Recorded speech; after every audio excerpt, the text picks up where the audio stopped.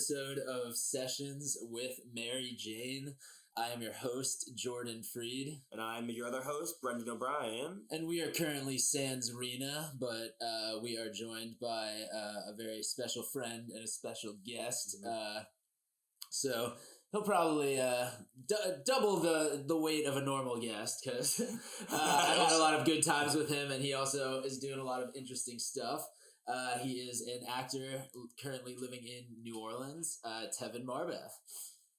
Hello. Thank you guys for having me. Was very intrigued by, the whole theme of the podcast and knowing you, Jordan, and just how you live your life and how comedy follows you everywhere. I was like, yeah, I'm about it. And of course, it's a pleasure to meet you. It's Brandon, right? Yeah, Brandon, yeah. Well, that's a great segue, and we warm into the meeting Jordan origin story, but I think we have to start off the bat. How do you and Jordan know each other? How did you guys meet? I think that Jordan and my best friend here, Hunter, had possibly met briefly before, but Jordan was a film student, and he was doing his thesis film,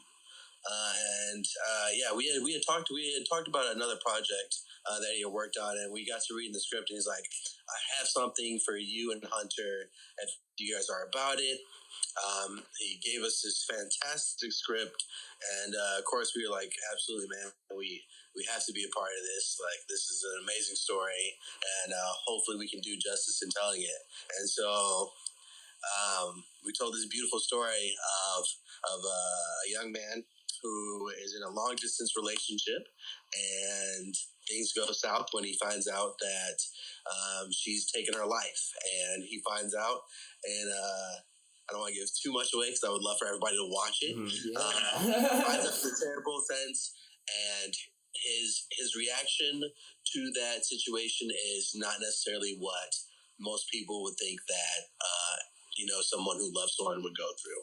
So it's an interesting story on like the grieving process, especially for someone of our generation. Yes. And for those of you guys listening out there, the show you're talking about is Wings, of course, and you can watch the Wings. It's available on the LNH Patreon, right? I think so, and it's also available on YouTube. You can search Wings, directed by Jordan Freed, and I think also on Facebook under Wings, directed by Jordan Freed, just so that I guess it's easier to find than the other Wings that exist. Yes. But Tevin was great in it. I think I actually might have met him once on like the first film project I did that like Hunter was acting in, perhaps. I think he came by the set one time, and that was kind of fun too. I think that was the first.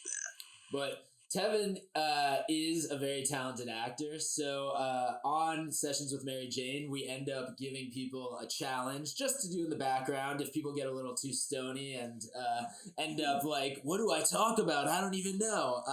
We give people a challenge just to keep going in the background. So we figured Oscars are coming up. You're an actor. Name as many best actors as you can, female and male. And that's just like anytime you want to... People that have won? Yes, that have won. Yes, they must have taken home the golden statue. Yeah. Okay, as far as like my language, am I allowed to swear? Yeah, of course. We do not censor anything on here. You say whatever you have won. I'd like to start with Tom Hanks. Yes. Two-time winner Tom Hanks, actually. My man Denzel. Hopefully he's a winner. I think Halle Berry. Yes, Halle Berry. Yep. Starting in icons. Yeah. Now, Tevin, would you say any of these actors that you've named so far are your favorite actor of all time? I mean, Denzel is definitely. I love his versatility. I love his ability to command attention and his just presence. I love that when he's not necessarily a good guy, you still have a hard time not rooting for his character. I think that's something that I would love to have mirrored in my career a little bit, to touch upon that. Do you remember Tom? Tom Hanks is, I mean, he's a G. Yeah. The ability to carry a film as an individual by himself, I think is something just like Castaway is my shit. I could watch that anytime. I'm terrified of open bodies of water, and I will still watch that movie anytime. So, yeah, definitely. Yeah. Were you afraid of bodies of water before you watched Castaway or after the? Oh yeah, no, yeah, it's a lifelong thing, and movies like that just kind of reaffirm. Like, you know, like I picture myself in that situation, having to build a shoddy raft, and you know, a whale just comes up next to me. I'm dying. I'm dying of a heart attack in that moment. That's the end of the story. There's no beautiful like reunion. There's dead body, raft in the middle of the ocean. Yeah, it's gotta be a very unique experience for people who have ever been eaten by a whale or a large sea creature. That like, there's gotta be a moment where at some point you see it in front of you and you're like, "This is the end. I'm dying at the hands of this very large animal in front of me." I mean, not everybody has like the picturesque, beautiful, oh, it's a whale story. Right.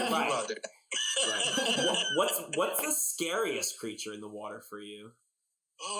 Probably something that we have not discovered yet. I mean, people are so focused on exploring outer space, and I honestly think that the ocean is far more interesting and terrifying.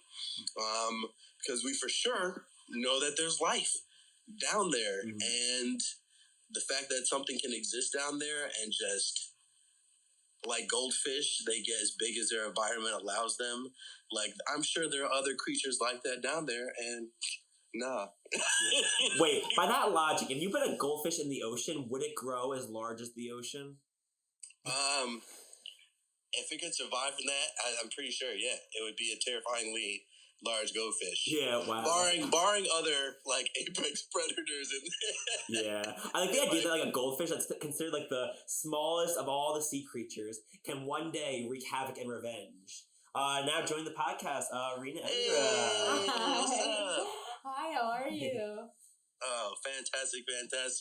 Just visiting my fears of deep sea anything. Okay, Yeah. cool. Are you afraid of deep sea, Reena? Yeah, the fact that there's a lack of oxygen. Yes, that too, yeah. I don't want to be a sandy. That's a good starting point.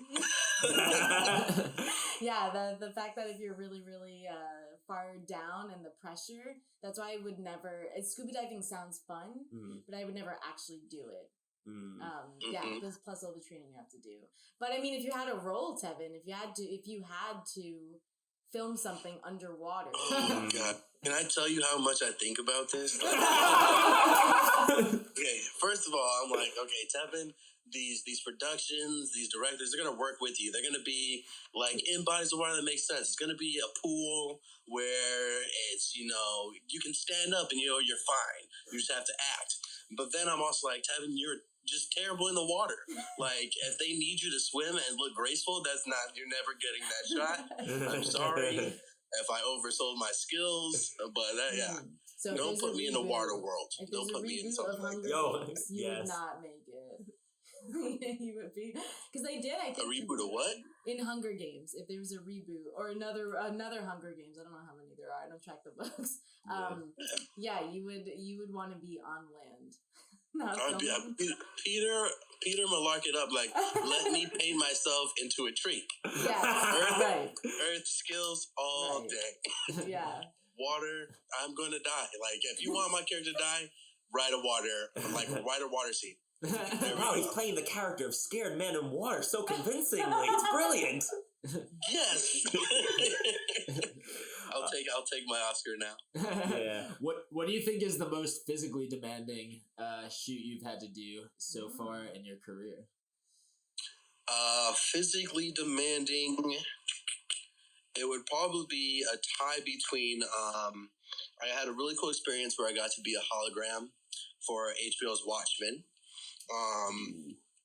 But the environment for that was very particular. I was in a huge cylinder of a green screen, and with the film lights being as bright as they are, and that just being like a bright neon green, you have like this weird sort of vision blindness that happens. And so they give you your sight line, and they mark it, of course, with bright neon orange or pink tape. So that starts to disappear, and you're really trying to focus on the experience that you built, the character that you built, and really at the same time you're like, oh my god, it's hard to push that reality away. Whereas like having another actor in front of you, I find is a lot easier because you have something that's going to help you focus on them. So that, and then I did a short film called The Negro and the Cheese Knife. And I played a guy who's breaking into an apartment and spent some time in handcuffs. And I had to sit for a very long time on a cold concrete floor. And when I tell you my ass was like the most uncomfortable. Like they're like, let's get this shot. Tevin is dying over there. Oh, no. Like, Tevin, do you need help being lean forward or something like that? I was like, just like I need a pillow, something. Fantastic project.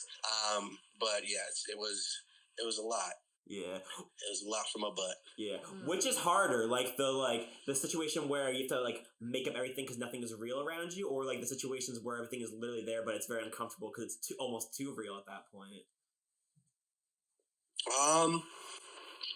I think that as an actor, I have no problem building worlds around me and in front of me, but just like that final dress rehearsal where you finally get to put on your costume for the first time, just like that helps you get into the character on a whole nother level. The more involved with like people or whatever there is, I feel like it's going to be that much easier of a time just naturally stepping into an environment, into a scene. But on that being said, I think being able to deliver that without, all the realness, all the people there. I don't know if you guys seen Benedict Cumberbatch being Smog, and just his selling that with his physicality, and it's like, you're like, that man is a dragon. Like, I don't know if he knows what he looks like to us. We see him in a black spandex suit with a bunch of little dots, but he was a dragon. So I enjoy both a lot. Yeah, it is very interesting because a lot of acting in front of a camera is technical. Yeah. And a lot of things, anything you want to do that requires digital effects, CGI, it's not really bouncing off of another actor anymore. It's, these dots. It's like this suit. It's like, what are the people doing in post? Did you guys already uncover, because I know I came a little later, but did you uncover like what was your beginning, your start into acting, or what made you catapult into that field? Okay. I'm gonna go to the beginning. I'm curious. My acting origin story. That I have a crazy family life story. I am the 7th child out of 13 from my mother. Wow. So it's like right in the middle. I also grew up in foster care. And was adopted while I was in foster care. And part of that came with being me and my siblings, some of the only children that were allowed to be photographed or used for any sort of like promotional things for this foster care organization. So I was a peacekeeper in my family. I was the mediator, the moderator. I was willing to get rid of my dignity and be a clown if that meant peace and laughter in my household. And then from a very early age, I had to deal with cameras and this, larger than life world where people, got makeup before they went on. It didn't matter who you were, and you had people dressing you up, and it was something I was always fascinated with. And so, of course, I pursued theater in grade school, dropped off for a while, fell in love with it in high school, decided that that's what I wanted to do with my life, much to my mother's dismay, because I was a very bright student at the time. And yeah, it's just something that felt right, like nothing else had in my life before. And people always preached, the find something that you love for work, and it'll never feel like you work a day in your life. Don't do something if you're not going to be happy with it. And there's nothing else in my life that fit quite like acting for that thing. So I was like, yeah, this is me. This is what I want to do. And so that's awesome. Yeah. That's really cool. You're really well trained in acting, and you got trained in a very interesting place, didn't you? Yeah. You don't have to get political or anything. No. A little bit more about the training. Political. Wait, did you train at the White House? Oh my god! No. It's, I had Theater names a in the 4-year Oval term. Office. Yeah. But I studied in Illinois for the most part at Northern Illinois University. Not too exciting. Lots of cornfields, lots of brown drab buildings. But the theater program was phenomenal. And the president of our theater program was actually a Russian immigrant. Learned how to speak English from watching I Love Lucy. It was just phenomenal gentleman, Alexander Gelman. And it just so happens that he has very strong connections with the president of the Moscow Art Theater School in Moscow, Russia. So part of the school's program was the first semester of your junior year, you got to spend a semester studying at the Moscow Art Theater School theater in Moscow. Oh, cool. So I spent the first semester of my junior year there. We went to school 6 days a week, and it was the most demanding but rewarding part of my collegiate experience. The appreciation for arts it was so deep that it went beyond people who were merely just interested in art.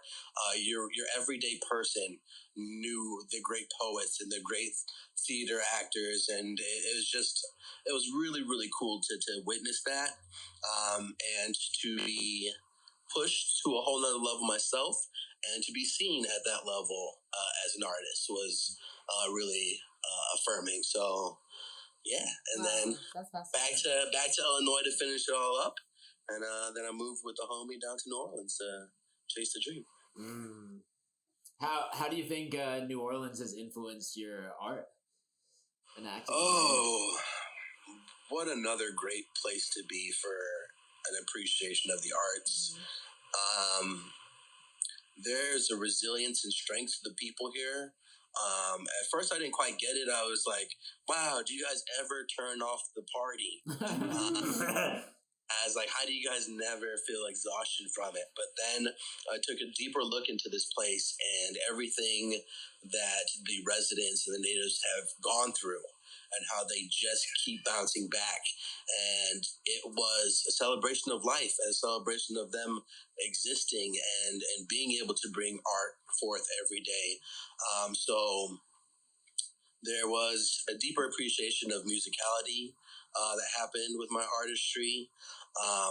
There was a greater acceptance of myself just as a person, which I think then reflects in the confidence of my acting here in this community. So yeah. And then also the New Orleans theater and film culture is so supportive and so willing to help the next person with an opportunity, with an educational experience, that even when I wasn't booking things with my agent, on a national, commercial, whatever level, I had people that I knew were doing great works coming up with their own independent films and were passionate about it and were talented, and they were reaching out and saying, hey, do you want to work on this? And that's kept me working since I've been here. And I think that's a gift that a lot of other communities don't necessarily have. Yeah. How does having a supportive community like that change or affect you as an artist? It makes you step into a more creative version of yourself. Whereas you may never have thought about writing something yourself. You have a group of people that are going to encourage that and say, hey, we've done a couple of projects together. I love your ability to improv in the scene. Like, have you ever thought about writing something yourself? And then you have that that spark that's ignited. You're like, hey, maybe that opportunity that I've been looking for is in what this person is suggesting that I take the time to write for myself. And it's just like a rediscovering of yourself and discovering of new gifts in yourself as an artist. Have you been writing anything, or like diving into new material when the pandemic happened? I personally, I write a lot of poetry. I have started. I love like sci-fi, supernatural stuff. And I also have an idea of a like space cowboy, a black space cowboy thing that I really want to bring to fruition. So there's definitely things that are sparked.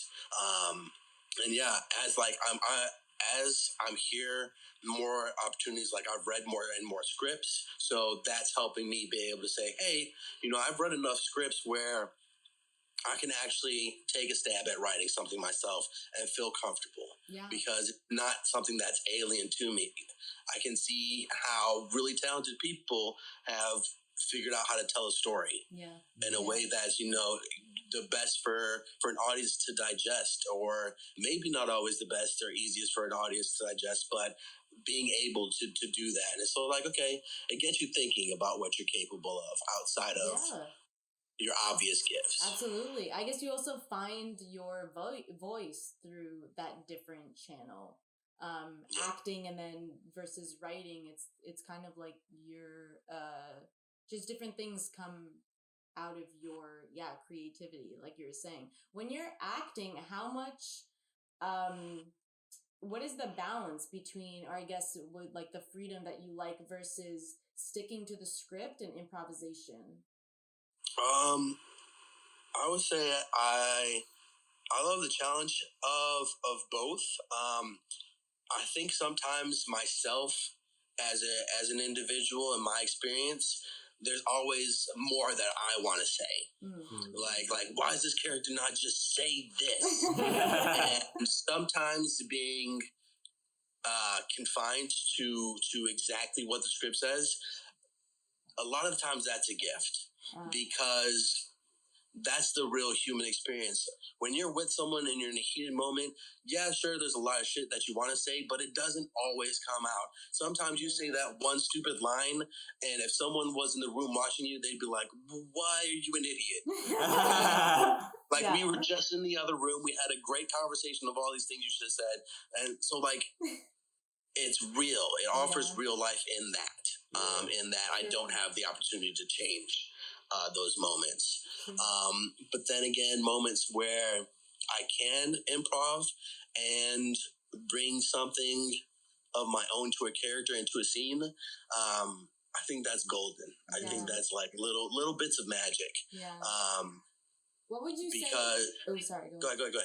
No, I mean, it's just like you're like adding little bits of flavor that you maybe didn't know would be there. Right.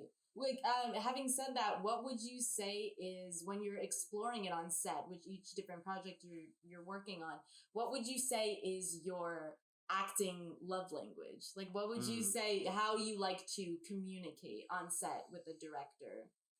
Or what you like to, if that phrasing is weird, is that what? No. I love just straight up honesty. I love a director that is not afraid to say, hey, this is what we need in this scene, and then steps back and trusts that you'll be able to deliver and give notes here and there where they feel are necessary. It's kind of nerve-wracking as an actor where you have a director that, is always like, great job, you're doing great.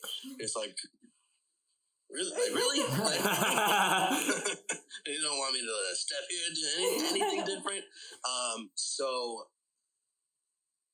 having someone that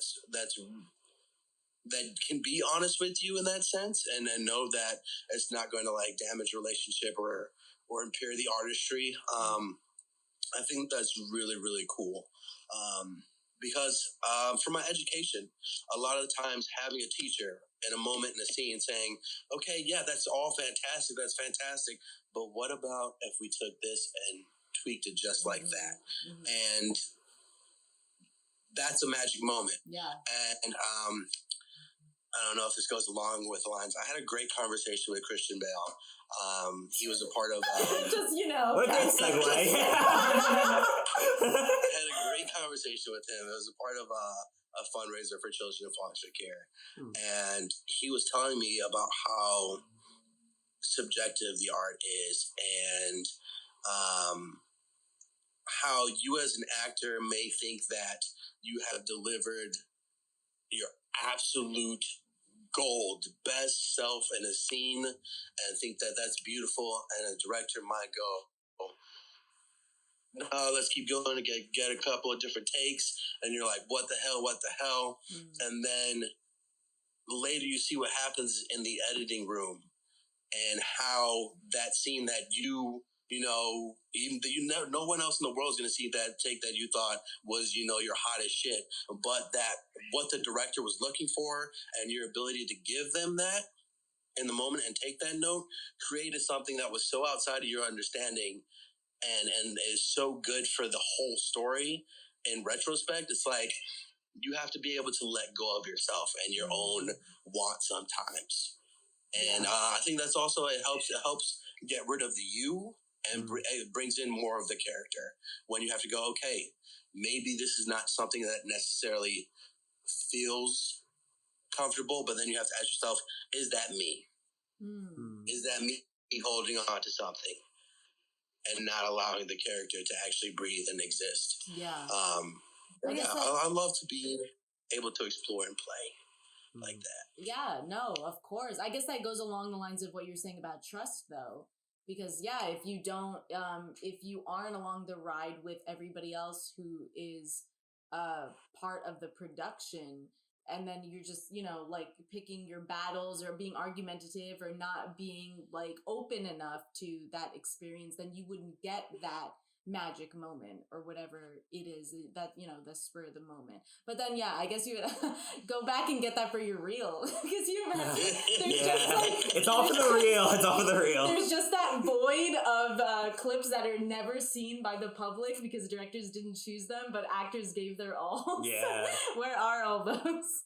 The extended cuts. It's like, do you necessarily want that for your reel though? Yeah, right. True. Yes. Because what everyone else has seen and maybe what has gotten you nominated for something great. Yeah. Maybe that's it. And people, audience members are like I said, art is subjective. You never know what people are gonna like. Yeah. People might go back and be like, oh yeah, I watched that scene later. It was a deleted scene and it was fucking phenomenal. What were they thinking? Blah blah blah. Like, that's what I was saying. Random but question. overall, I think as long as you're coming through with truth and a great project, I think that's what makes it worthwhile. Yes, very well said. And you acted that brilliant scene, Mike. That was just for you. That piece is yours. Yeah. Like you take it with you, exactly. And you making a movie. There's always it takes from you, and you take some of it. That is the relationship. Random question. Is there someone in particular that you would want to do a biopic of? Is that how you pronounce it? Is that what it's called? I think it's really biopic. Biopic? But What is it? How do you pronounce biopic. it? It's whatever you want it to be. Somebody famous, or I guess, I don't know, not famous. I don't know. Is there somebody you would want to play in a movie? There's always been Martin Luther King Jr.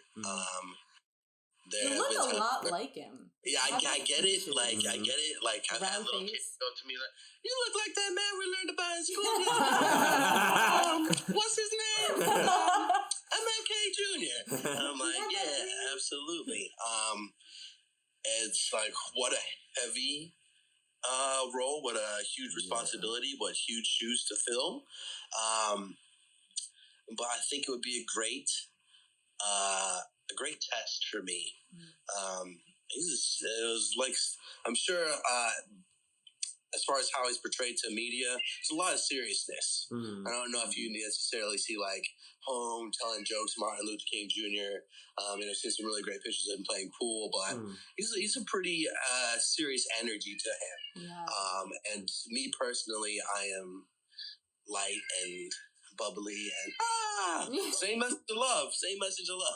Yeah. It's just a comedy starring you as Martin Luther King. Yeah. that would be great. I would be very intrigued. If he was alive today, like, and was just seeing the world, just like, oh God. that's a funny idea. Ooh, yeah, wait. So that's one up there for sure.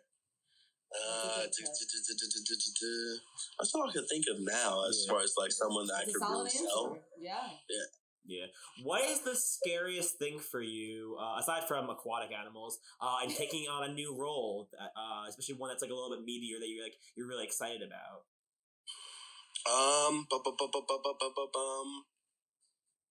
As far as having the opportunity to portray a character, especially that is responsible for a large part of the story, is just maintaining an honest, truthful experience for that character. Ooh, technical difficulties. Oh no! Technical Did it cut difficulties. out? Quick, Brendan, commercial. This is a great time for all you listeners out there to know that LNH has got plenty of things for you going on. You can go to LateNightHump.com, LNHstudios.com. It goes to the same place. We own both of the domains.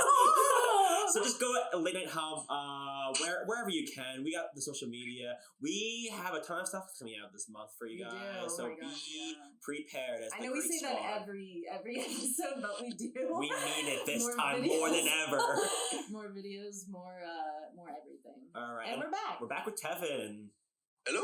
Sorry about that. I also like the lights in what's going on in your home. You did a scene transition. Also, the mouse. I keep hearing them meowing, and it's just like I've met your cats. That's my cat, Pacha. They're so cute. I know they're so cute. Yeah, he's obsessed with outside. He's trying to tell me it's time to go outside, but I think he was just out there. So yeah. I'm sorry. You were saying you were talking about fears. Being honest. Yeah, being honest. Maintaining. Honesty, consistency. Yeah. And then not being able to tap into a part of myself as far as emotion. That's something that's scary.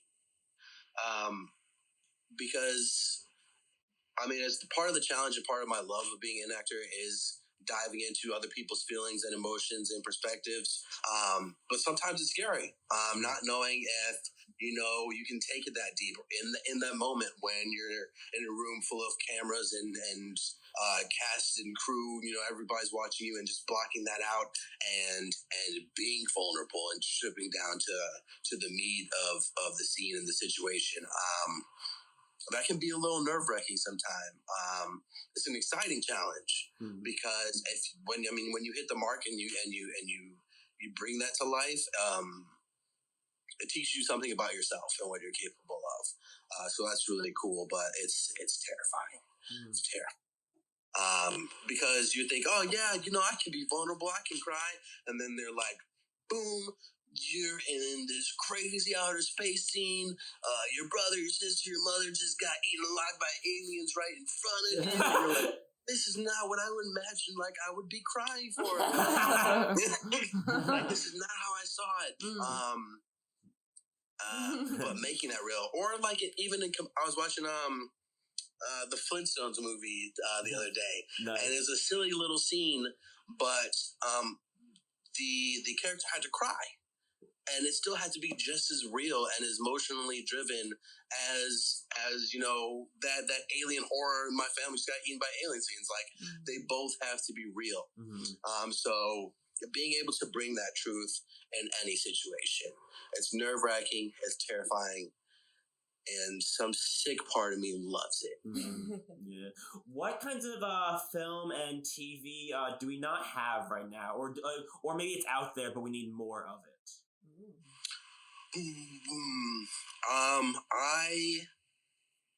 love the like good friend group, like sitcom. I would love to see one with black men where it's just lighthearted and goofy, and it can have that and just be that. And while yes, there's a truth of a lot of black experiences where it's tougher, there are other stories that are being snuffed out. Like they're just like black men and black boy joy, that kind of gets tossed to the side, because we have to deal with a lot, and I understand it. But I just want to see lighthearted, fun, goofy like situations.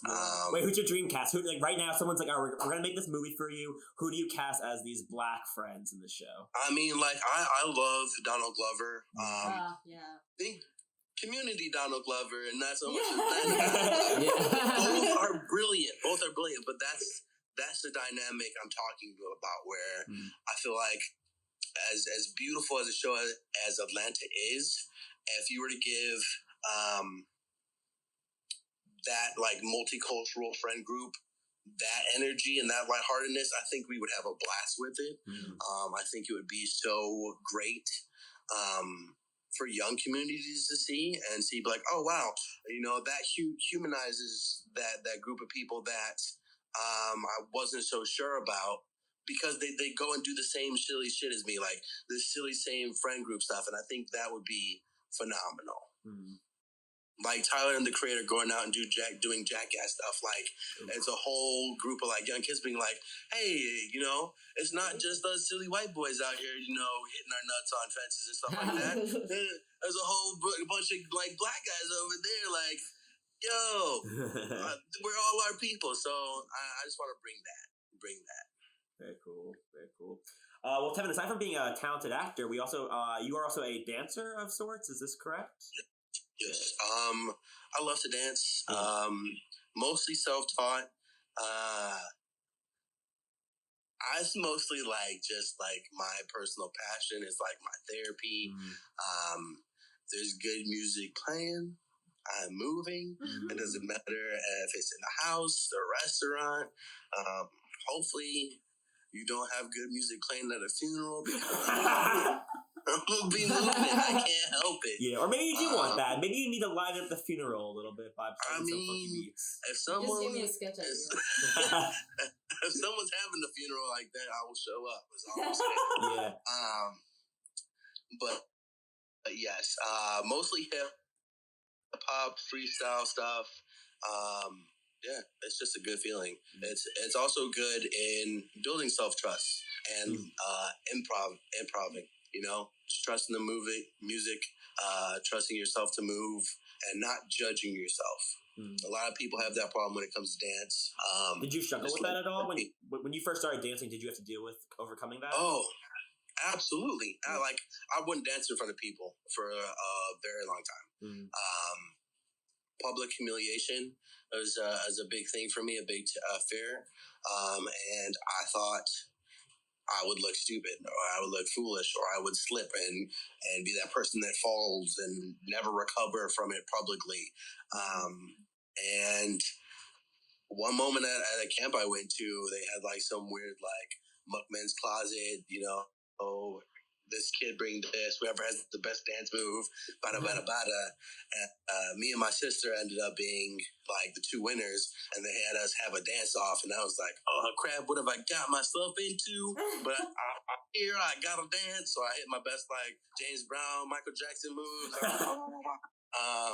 Probably looked a little crazy, but everyone loved it. Yeah. Everyone accepted me for where I was, and it was another passion that just kind of, blew up inside of me. I was absolutely about it from that day on. Yeah. What are your must-have artists? Who are on your Spotify or on your playlist right now? Whatever you got going. I mean, the originator of the like glide for me was Usher.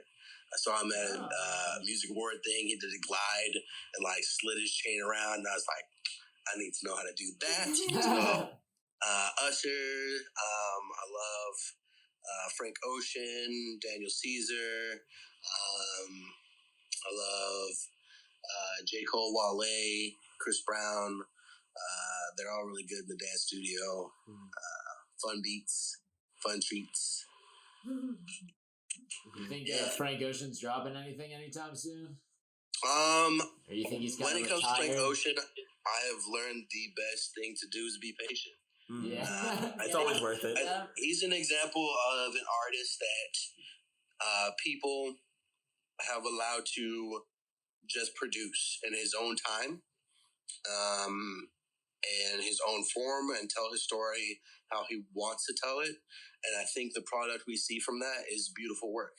I think it's free. I think people who resonate with it do so because he's imparted a lot of himself in it.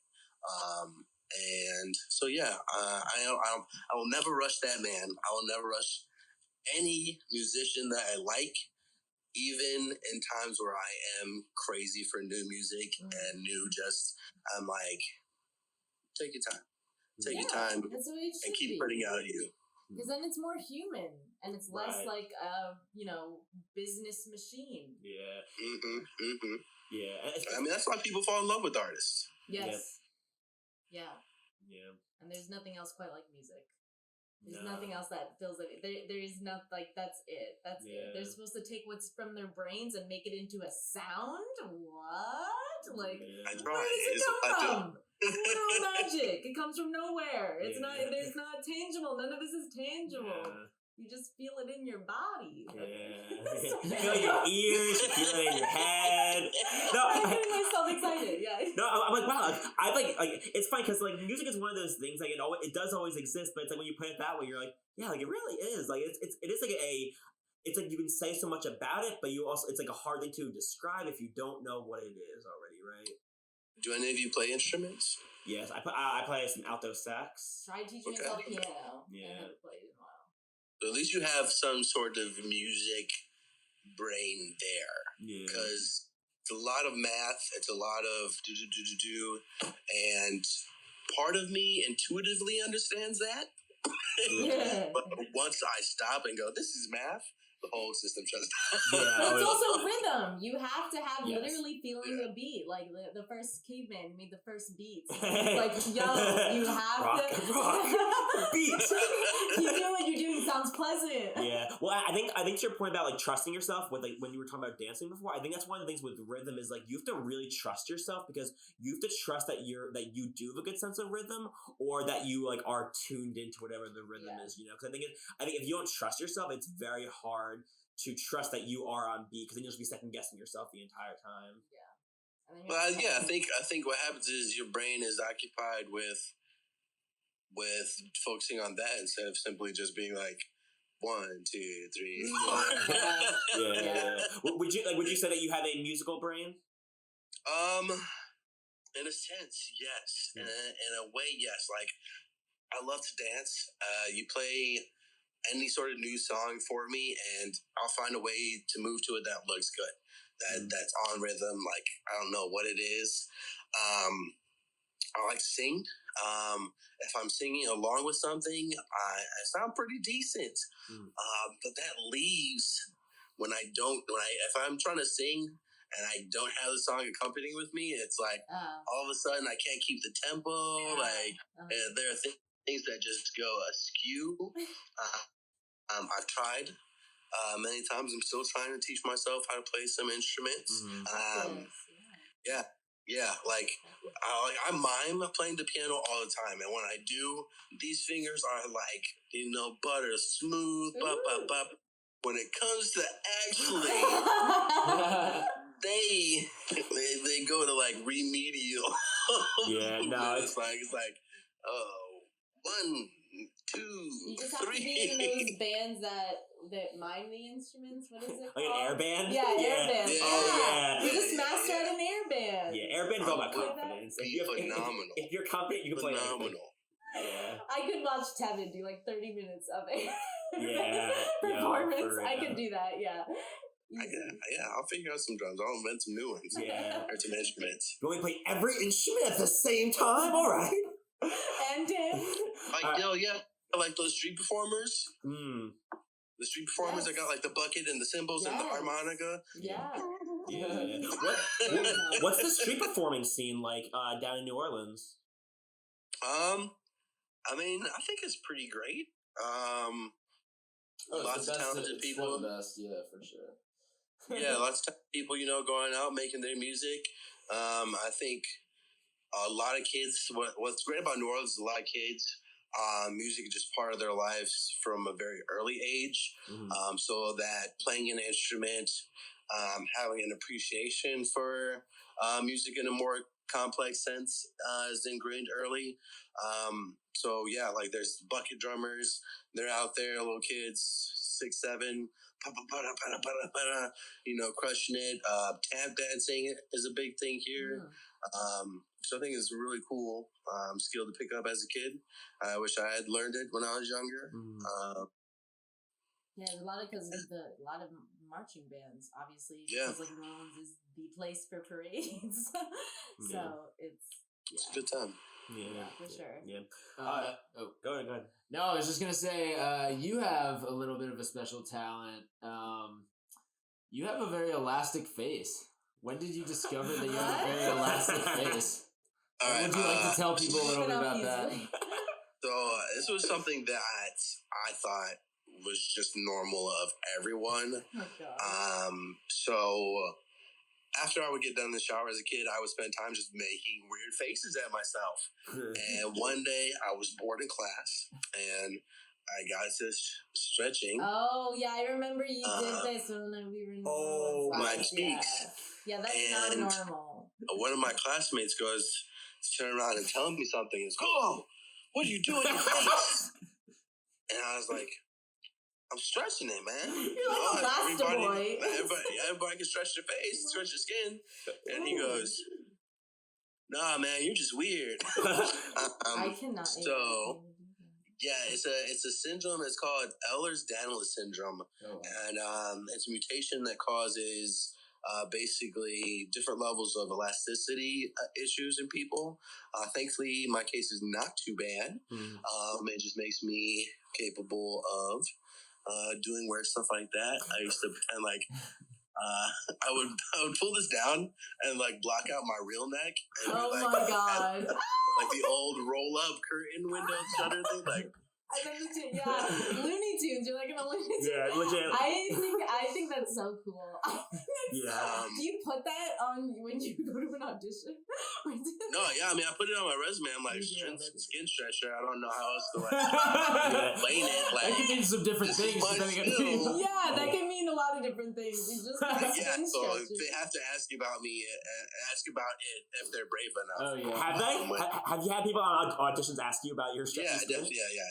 Like, they think they did like Freak Show down here, American Horror Story, stuff like that. So like, they're like horror stories.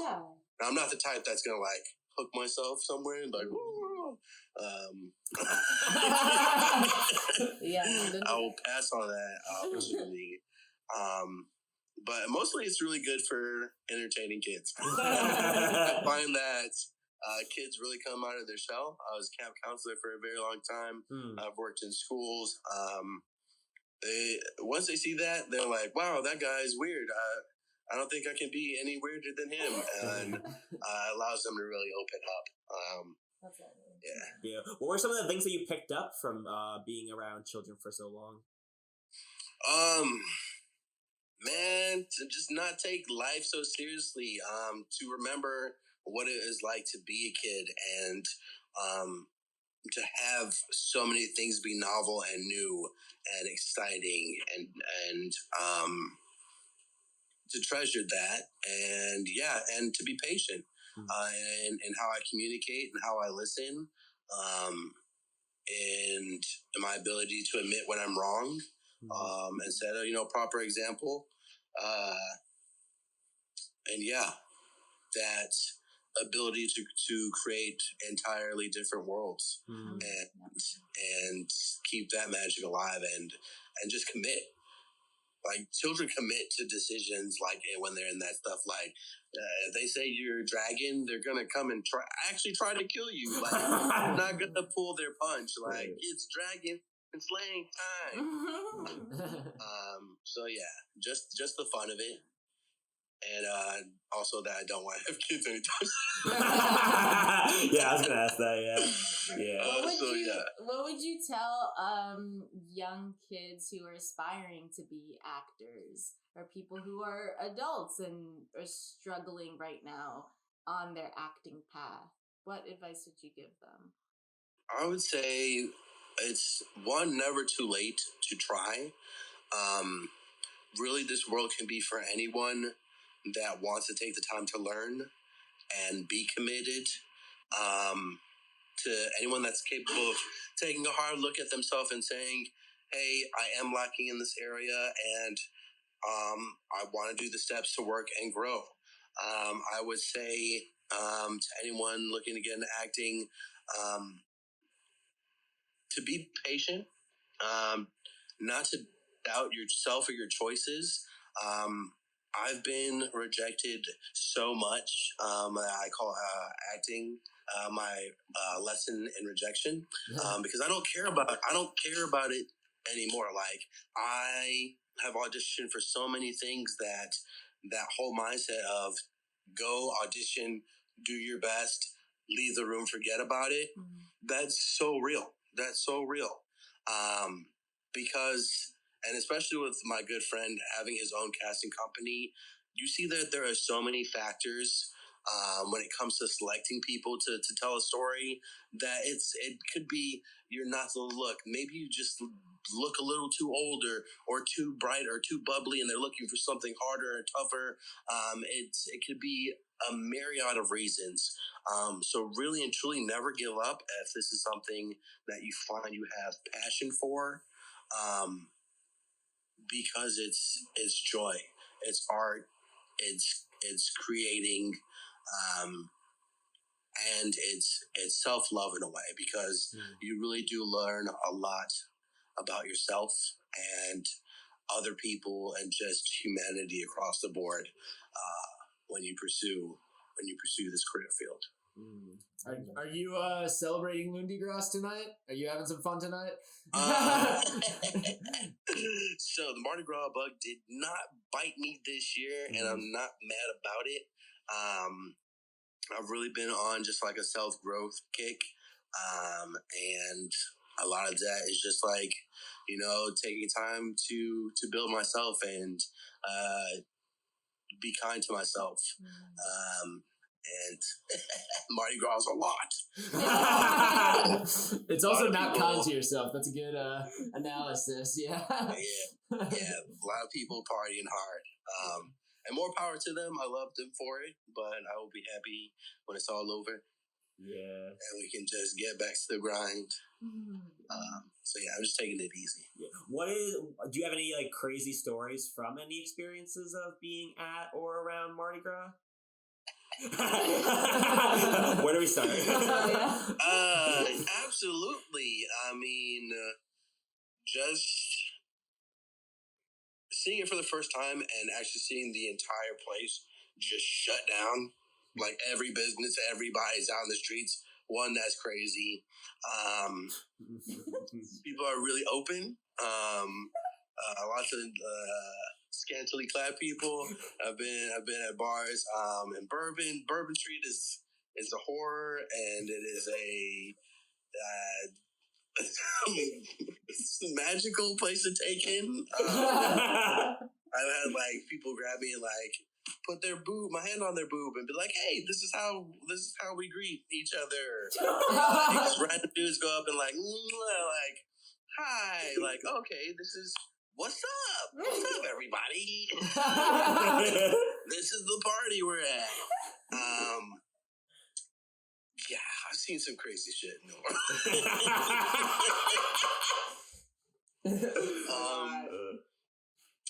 Would I take any of it back? No. Amen. Well, Tevin, we're gonna check in with your challenge again. So, see if there's any other best actor winners that you want to add to your list that you can think of. I mean, there's like the Daniel Day-Lewis's and the Sean Penn's.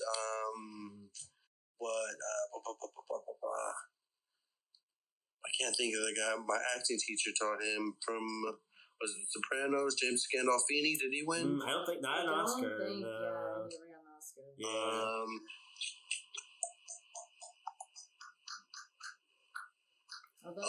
Kate Winslet. Kate Winslet got one, right? Yeah, for sure. Probably got more than one. Whoopi Goldberg, right? Yeah, I think her might have been best supporting though. Cause I think she won. She might be supporting. Yeah, cause I think she won for what's it called? The Clay Pot movie with Patrick Swayze. What's that one called? Whoopi Goldberg? Ghost. Yeah, I think she won for Ghost. That does sound familiar. What about? Was it Octavia Spencer or Viola Davis? Viola Davis has won. Yes. Okay. Yeah, Whoopi Goldberg was supporting. Do you generally look forward to the Oscars or any like the award season stuff? I'm not gonna lie. Not really. I always have felt like it was kind of like the in crowd making decisions about what they felt was great, and not necessarily always the truth of the matter. I love the like works of art and things going up and being nominated. Absolutely. The actual award ceremony, I don't really ever like there's a couple of speeches here and there that I'm really like looking forward to because I might get something like really insightful from it. I love tributes to people who have been in the game and deserve their flowers. I love that part. But other than that, no, it isn't really. Yeah. Is there anything that you saw this past year that got snubbed, like in general, that you think deserve to be recognized? I mean, there are definitely people that deserve to be recognized. And I do think it's great that we take time. But the system for it maybe is not necessarily like my thing. Yeah. I don't think we should ever stop like recognizing like people like putting out great works. Because I mean that's fantastic. I guess that's like the good part about the awards, because like the bad part is like the competitiveness, and there's always gonna be a weird thing where it's like the idea of art competing with art just feels very contrary to art. Yeah, it's a weird thing to gauge. Like sometimes like hands down everybody's like, yes, that performance was so brilliant. Like no one came close this year. Like every once in a while there's that, and I think that's like that actors deserves all the kudos, the director, whatever. Like, let's hype them up. But outside of that, like, but like the celebration aspect of it is good, because like it is. I think it's. I don't know. Do you feel like does affirmation improve the experience of doing things for you, like doing projects for you, or do you not like it, or is it kind of like, are you kind of different to it most of the time? I think you have to be careful with that, because if that's ultimately what you're seeking, it can taint your experience with acting. Like, I think about this a lot with a lot of actors that are like, not every project that they've been in or done is something that I'm like, yeah, I really enjoyed that. There have been some things like, I love the actor, but that production was a miss for me. That film was a miss. And it's like, I like that we can do that. I feel like even if an actor is not in something that's going to be Oscar nominated and, get all the accolades, I still think, some of those smaller projects that they do are some people's favorite projects. I think some of the actors' favorite projects where they had the most rewarding experience, or they learned the most from themselves as an actor. I think if you're looking too much for outside like confirmation for whether this is a good project or something, it might stop you from reaching out and doing projects where you'll grow or where you'll learn. Like if you take like Samuel L. Jackson and like cut it down like a modicum. Whereas like he's done everything, but what a wealth of experience he's gained as an actor from the different characters and situations he's had to portray. Not all of them freaking Oscar like, but so many of them are rewarding to watch as an audience member. And I watched his what was it? The masterclass, and just hearing him talk about it, it's just it's so rewarding, so rewarding. So, yeah, I think it's as long as you know that you gave your best to a project, I think that should always be your takeaway. If you gave your best to a project that was a complete dud, nobody liked it, it was in the box office and completely, went under, yada yada yada.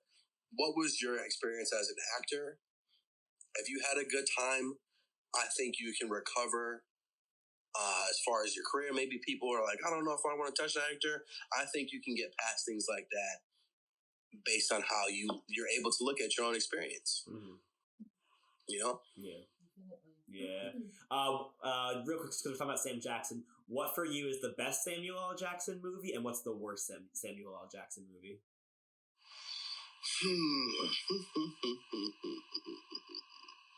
I love. That's a great question. There are a lot, though, right? So it's like, I think I would say he's probably one of the people who has the most films that he's ever done. Like I mean, of course, I love the Pulp Fiction. I love the Jurassic Park, the Die Hard. I think those are all really great. I think his Black Snake Moan and Django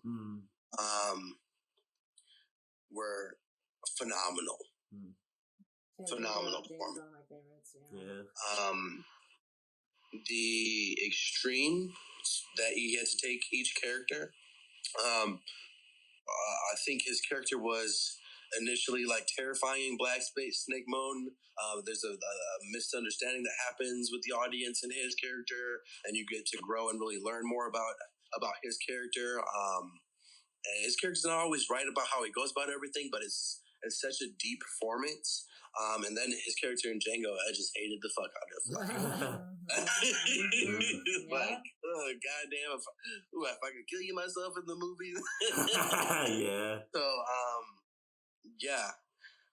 But what an icon, and for very deserving of that title. Agreed.